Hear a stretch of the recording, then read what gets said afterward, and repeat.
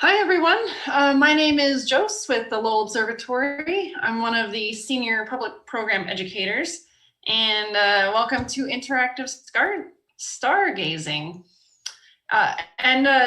So what we have here, we have a nice view of the moon. So what interactive stargazing is we, on Tuesday nights every week, we will stream live images of various objects in space from one of our telescopes. And today we are streaming from our 17-inch planewave CDK telescope with a Mallancam camera attached to it, located over at our Giovanni Open Deck Observatory. And here we have the moon. So I'm going to give everyone here a forewarning, like you guys feel free to put in any requests that you want. But because we do have a full moon tonight and it's actually pretty cloudy, you can see in the image, this is a live video image, you can actually see those clouds passing by. They're moving pretty quickly, but there's a lot of them. So that means that if you want to request things, it's best to request things that are going to be a little bit brighter. Like some stars, binary stars, some of those brighter star clusters would be good as well. And yeah, anything that is brighter like that, we will definitely try to get. And if there's something fainter, we'll probably have to cloud dodge if we want to see it. But because the moon is so bright, it's generally washing out most of the sky anyway. So we're still gonna feature the moon tonight because, as you know, it is the full moon and it is one of those notorious supermoons. So you may have read about supermoons in the past before, and a supermoon is just a full moon that is at its closest distance to the Earth. The moon has an elliptical orbit as it travels around the Earth, which means that sometimes the moon is closer and sometimes it's farther away. So when it's close like this, it will appear bigger and brighter than on average. And the supermoon can appear up to about 14% bigger than your average full moon. So the moon is what I like to call a diva. It likes to be the center of attention. So that's what we're featuring. And you can see some of the lunar maria as well, these little dark areas. And incidentally, we actually have a really special event happening, astronomically speaking, later on tonight / tomorrow morning, which is another reason why we're kind of featuring the moon for our interactive stargazing tonight. You may have already heard that there's going to be a total lunar eclipse happening. A total lunar eclipse happens when the moon, the moon passes into the Earth's shadow. And it passes entirely in the Earth's darkest part of its shadow, which we call the umbra. And the moon will appear to darken, but oftentimes it will appear to become like redder in color as well. And that's because when the sunlight passes through the Earth's atmosphere, it refracts, it bends a little, and a lot of those shorter wavelengths get scattered away, but the red light makes it through the Earth's atmosphere and then it lands on the moon. So we're seeing sunlight passing through the Earth's atmosphere and then going back onto the moon. And so it turns a little red. The more pollution in the Earth's atmosphere, the darker and browner the moon is going to look. So we'll see what happens tomorrow morning.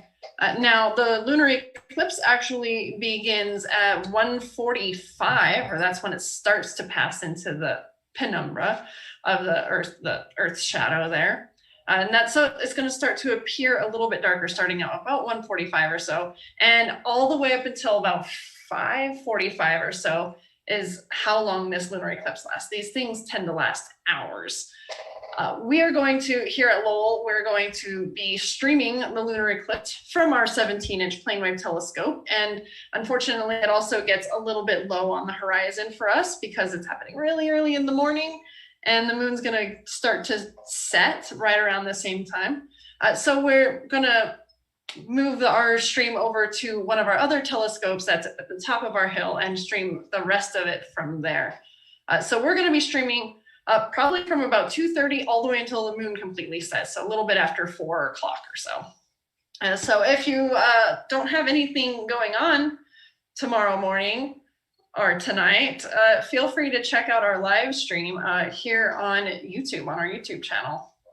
And there's probably a link posted in the description for everyone as I speak. So check that out after this particular stream. So since we're looking at the moon, we can talk a little bit about another eclipse that's happening, which we won't be able to cover a stream for because it's not going to happen over Flagstaff at all. But on June 10th, there's going to be a solar eclipse. Solar eclipses and lunar eclipses generally happen about 2 weeks apart all the time. So this solar eclipse will be visible from the northern parts of the United States, Canada, Northern Europe, and Russia, and the North Pole, right, and Greenland. So if you live in basically the north top of the world, you will be able to get, at the very least, a partial solar eclipse. You can get a partial solar eclipse in most of the Northeast United States, and then a total eclipse from the northern parts of Canada, Russia, and Greenland. And that happens on June 10th. So you should check that out. Again, it's not happening here in Flagstaff, so we're not going to be able to cover that with a stream at all. But that's going to be an annular solar eclipse. So that means that the moon will actually be far away from the Earth, and it's not going to be able to cover up the entirety of the sun. So it's going to create sort of a ring of fire, as we like to call it, when it passes in front of it. That means that you will never have a chance to like take off like any protective eyewear. You should never attempt to look at a solar eclipse without any like protective eyewear, like welding shield or like those solar glasses or special solar filters. So I'm not endorsing looking directly at the sun. But we do have the moon here. And so what my telescope operator, Victoria, is doing is she's actually moving the telescope just a little bit. It's called jogging, just to get a little bit better view of it. And those clouds are getting pretty thick in front of it. So it is starting to get pretty faint to see. But we can still see, a lot of the details. And now she's adjusting the exposure time. So we can increase and decrease exposure time to get a brighter or darker view. Now here on the far left, there's a really big crater. If we can have our telescope operator kind of point to the crater right there. That crater is the youngest crater on the moon. That is Tycho crater. And these big kind of rays that are coming out of it, they look like lines. Those are called ejectablankets. I have a visit from my cat, excuse me. She likes to see what I'm doing when I'm working. But those are called ejectablankets. And so this crater, this was the result of an impact of some large meteor about, I can't remember, it was about 4 million years ago, I think, if I remember right. So this impact happened and it literally exploded and it sent debris that's part of the moon that basically got thrown out in all directions. Oh no. I dropped my mouse, my computer mouse. But yeah, and so that's what those little ray looking things are, as ejectablankets. And then of course we have these dark areas on the moon here. These darker areas are kind of the lowlands. These are magma lakes. When the moon was young, it actually had liquid lava on the surface for a very long time. And so these were big liquid like lava lakes at one point. And they have long since cooled off. So that is now solid basalt rock. And that's younger material there. So we don't see as many craters and it's a lot flatter. And these little liquid magma lakes or lava, these solid lava lakes here, these are areas where all of the lunar landings happened. There have been 6 total lunar landings on the moon that had people on them. And the very first one, if Victoria could point out where Apollo 11 landed for me, yeah, it's in this little corner right here. And I see a rabbit in the moon, like the shape of a rabbit in these dark areas. And that's the head of the rabbit. And it's got little bunny ears. So it's kind of upside down and curled up into a ball. And it's over there by one of those bunny ears, the first lunar landing. I don't think I can tell you where all the other 5 are because obviously they weren't as important because they weren't the first.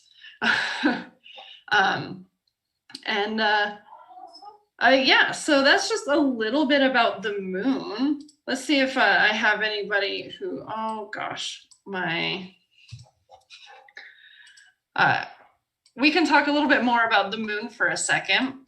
So the moon is pretty important here at Lowell Observatory. And back in the 1960s, from 1960 to 1969, the NASA Apollo missions were actually out here in northern Arizona. They were doing training for all the astronauts, and they were testing some of their equipment out at various locations. They were at Grand Canyon, Meteor Crater, and Sunset Crater, but they were also up here in Lowell Observatory as well, because they used our historic Clark telescope to do some lunar mapping. And so all of the lunar mapping for the Apollo missions was actually done here at Lowell Observatory. It's a pretty historic thing. So let me look at those requests there and see what we have going on. As I mentioned, we can take requests, but there's not a guarantee you're going to get to see what you want, just because we do have a lot of clouds, and we do have a really bright supermoon going on as well. So I do see some requests happening. So the first person who's put in a request was Focus AG. They want to look at the pillars of creation, which is part of M16, the Eagle Nebula. And unfortunately, while we can see that later tonight, probably right around midnight or so, or 11:30 or so in Flagstaff, we can start to see it. But they are not going to be up right now. They will start to rise a few hours from now. But give us, I don't know, 2 or 3 weeks, and you come back and you'll be able to see the pillars of creation probably at the end of the stream. Or if not, then during our more interactive stargazing streams, which we have going on our Twitch. And another person has also requested Alpha Centauri, and that is actually a southern star. That's part of the southern constellations, and the constellation Centaurus. So we can't actually see that here, although that is one of the brightest stars out in the night sky, and it's the closest star to us. And then, of course, Gail Gatus has requested the blood moon, and that doesn't start until about 1:45 in Arizona. So at 1:45, tune into our other stream. And then we've had a few people requesting. We have someone who requested VV Cephei, which is a little bit too low on the horizon for us. That's in the constellation Cepheus. So Cepheus is usually up at its best for us to view from the Godo in the winter time. It's just unfortunate because we have the building of that we store our telescopes in is literally in front of it. And then Jim Mosley has recommended NGC 869. And that one is the Perseus double cluster. Yeah, 869, and then 884 is another part of the double cluster. And I love looking at the double cluster. However, that one, it's being in Perseus is a little bit too low. It's still below the horizon. That one's another couple hours away before we can start to look at it again. And then Venus looks great, but we can only see it in the early evening. Like, it's barely just above the horizon when the sun sets. But give Venus a couple months, and it's actually going to be high enough for us to be able to view after sunset for a little while as well. And then, yeah.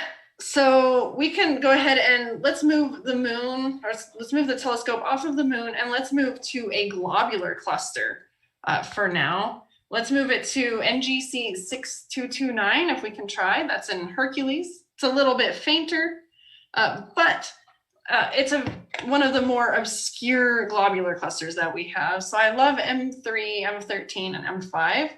But I also like to show the lesser known globular clusters and give them a little bit of love and attention that they deserve. So yeah, let's point that.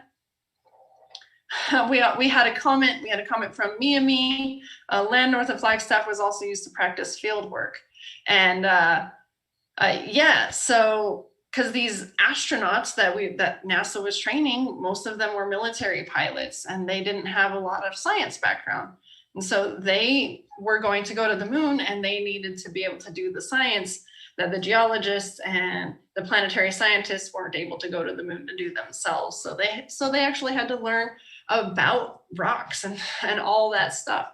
And NASA literally blew up cinder fields over north of the San Francisco peaks to make craters so they could study what like craters, like how they formed and what they were like. And we actually learned a lot about the formation of impact craters from this work as well.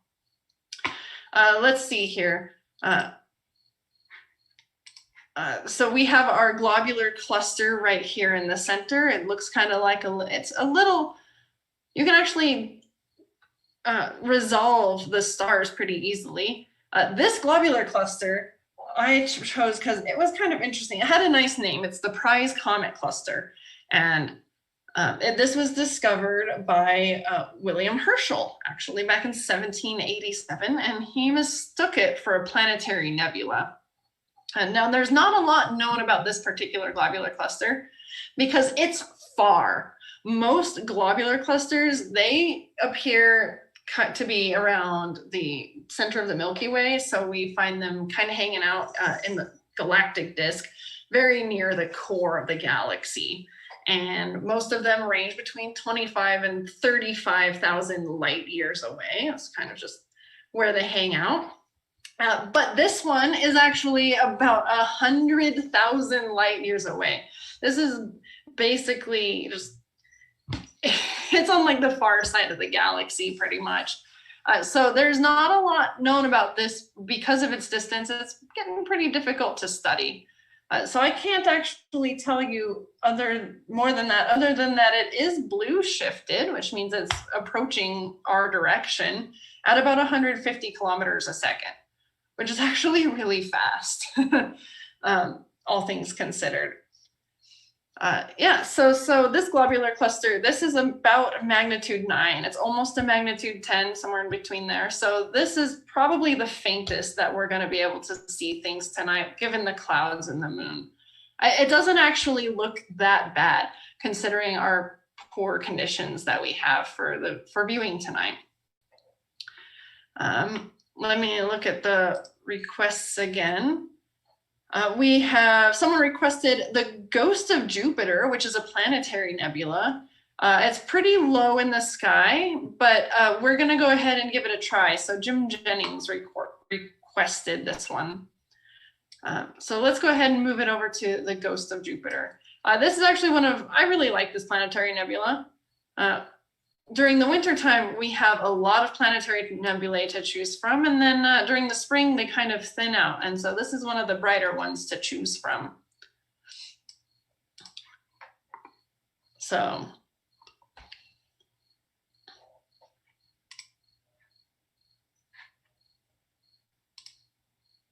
there it is. As you can see, it definitely looks just like Jupiter. That's definitely where its name came from. It actually looks really good right now. So you can see it's kind of like a little eyeball shape, sort of. And planetary nebulae are the dying cores of sun-like stars. So as a small star like our sun gets older, and they go through various stages, and so after its red giant stage, it starts to push out layers and layers and layers of gas until its core can't fuse heavy elements anymore. And that is basically a white dwarf is the core of a dying star. And then it's enshrouded in all of these layers that it kind of pushed away from it. And so you can see the layers pretty easily in here. And sometimes they have like these kind of helix shapes a little bit because as the star is spinning, sometimes it's spewing out like jets of gas and it's pushing stuff out. And so they end up getting like these kind of crazy looking twisted shapes to them. For the most part, planetary nebulae have a lot of They have a lot of hydrogen, helium, and oxygen in them. And the green color is probably a result of extinction a little bit from our atmosphere. A lot of the times these things end up looking like really blue. So there's probably why it's a little green. But green is also the signature color of ionized oxygen, so it could be that as well. But yeah, I absolutely love the ghost of Jupiter. I'm not exactly sure where its name comes from. We have a ghost of literally every planet, and they're all planetary nebulae that look like this. So yeah, that was a great request. Someone has requested to look at Sirius. Eva has requested to look at Sirius. However, we can't see Sirius or its dwarf companion currently because it's set below the horizon for us here in Flagstaff. So it's gone for probably until next fall, I think, is when we start to see Sirius again. Sirius is the dog star located in constellation Canis Major. But someone has actually requested M92, which is another globular cluster in Hercules. So let's go right on over to M92. And if no one requested it, I was gonna do it. I actually really like this one. This one, again, is I always root for the underdog. Like if there's a sports team that's losing, I'm rooting for them. And I always root for the underdog. And I think M92 is one of those because it is in Hercules, but it's not as bright or big looking as M13. M13 is like always like the thing that amateur astronomers like to look at, like to view, because it's big and bright and pretty. But M92 is literally just like a few degrees, or probably even less than a few degrees away from M13, and it gets overshadowed a little bit. So this one was actually discovered by Johann Bode in 1777. So he's the same guy who discovered M81 and M82 as well. And this one contains maybe about 330,000 stars with a total mass of about 20,000 solar masses. And its radius is about 109 light years. So it's about 200 light years across from one end to the other. And that means these things are densely packed when they are small. A small area is in fact about 200 light years in space. I know, believe it or not.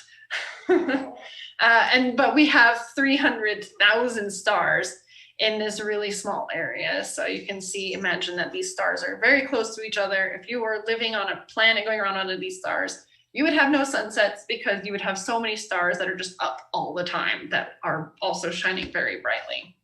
And then this is the normal distance for a globular cluster. This is about 26,000 light years away, which is on the close end. It's relatively close to us compared to, some of these other globular clusters, or the one that we looked at before. And this is one of the oldest globular clusters. Its estimated age is probably about 11 to 12 billion years old. And or the stars in it are about 11 to 12 billion years old, and they have very low metallicity. Metallicity meaning they don't have elements heavier than helium. So that's the primary composition of this thing. And that helps us also date it to being very old, because metals came a lot later in the history of our universe. Very good cluster. I love looking at these globular clusters because, as I like to describe it, I think it looks like someone sneezed glitter at the camera. That's what it looks like to me, or someone like maybe spilled salt on some black construction paper. They're always very pretty to look at. So M92, Hercules cluster's lesser known sibling. Someone has requested the coffin asterism, which could be the Jobs coffin in Delphinus, but Delphinus hasn't risen quite yet. So that one is definitely a summer constellation, and it's not quite high enough over the horizon. Give it a couple hours. Once the summer triangle is completely up, then we have Delphinus coming right up after that. We'll be able to see it pretty easily. So we're not going to be here a couple hours from now, though. And then someone has requested M81/M82 and Bode's nebulae. So let's go ahead and try it. They are pretty low to the horizon again. They are again our Giovanni Open Deck Observatory. We have this building, and it might be right in front of them because they're starting to get pretty far to the west again. We don't get them for very long, which is kind of sad, but things in the north tend to be like that for us. So yeah, let's move over to one of those two nebulae. My personal favorite is M81, which is what I think they just pointed out, which is Bode's galaxy, because you can see the full spiral shape on a good night anyway, and that's what we can see. We can actually see it here. At the very core is the brightest part. That's, you know, the core of all of these stars, probably a black hole in there somewhere as well, and you can just barely make out at least the top part of the spiral galaxy. You can see one of those spiral arms pretty well. The other one's a little bit too faint to see, but I'm imagining it's there. Yeah. So galaxies, they're kind of like, I describe them as dinner plates. They're flat disks. And we are looking down at our dinner right now. And our dinner is just making a little S shape, S for spiral right there. Yeah, so I think this is the best quality that we can get given our poor sky conditions for the night. But we can see the bright core, and we can see a little bit of the spiral galaxy. And we might as well take a look at M82, since it's just the one little nudge over from M82, and we can look at that dinner plate, but from the side, because dinners are so exciting to look at when you can just see the side of it. But galaxies are very exciting to look at when you can just see the side of them. And the Cigar Galaxy is a much brighter galaxy, so it'll probably pop out a little bit more for us. Yeah, there it is. And one of the things I really like about this, besides the fact that it actually looks like what it's named after, it definitely looks like a cigar, you can actually see like some dark areas, and this is just clusters or like clouds of dust that are just these dense portions of dust that is blocking out starlight. We call those dust lanes right there. And this one, they kind of like clump up a little bit. Now, M81, Bode's galaxy, and M82, the Cigar Galaxy, are interacting with each other. They're actually very close to each other in physical space, as well as appearing very close to each other in the sky. And they are most likely in the process of a merger. So give it a couple billion years or so, and these two galaxies will have merged together and caused a lot of chaos in space. When galaxies merge together, they kind of pass through each other a couple times. They could do a little bit of sort of orbit type things, and stars get flung out in all directions, all over the place. It's kind of like a mess. But eventually, after all of the dust settles, the figurative and literal dust settles, you'll get, instead of spiral galaxies that are orderly and structured looking, you kind of have a really messy looking elliptical galaxy. So it'll look kind of like a ball of stars. And all of this gas and dust that you see in this galaxy here, that actually will form into new stars. So these elliptical galaxies have no dust and a lot of stars. And all of the stars are going in all sorts of directions because there's not as much angular momentum with its rotation. This particular galaxy is also a starburst galaxy, which is a really fun word, I guess. It's also delicious candy. And what's happening with this galaxy is, because of its interaction with the Bode's galaxy, it's actually triggered a sudden spike in star formation. So this has a higher than average rate of star forming happening. And then, so someone actually asked, why are they named M81 and M82 if they were discovered by someone else? So the M stands for Messier. Charles Messier was an astronomer back in the 1700s, who was notorious for discovering, like, he searched for and discovered a lot of comets. But while he was searching for these comets, he also cataloged things that he and his colleagues found in the sky while they were doing these searches. And so Bode, while he discovered these, Charles Messier actually ended up adding these to his catalog later. So they became part of the Messier catalog. And this is actually one of the first and best astronomical catalogs. This features some of the best and brightest objects to view. And so, yeah. And then, so we're going to go ahead and we're going to quickly go to Mizar. Tom Sarko has requested the star Mizar. And Corey Toronto has requested C15, which is a blinking planetary nebula, and it's in Cygnus.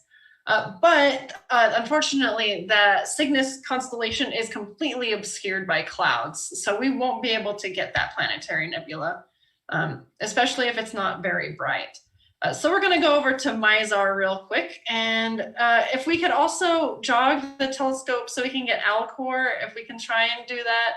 With our 17-inch telescope, we have a smaller field of view than our normal telescope we use. But it looks like if we jog Mizar over to the left of our view a little bit, I bet you we can probably get Alcor in there as well. That's not Alcor.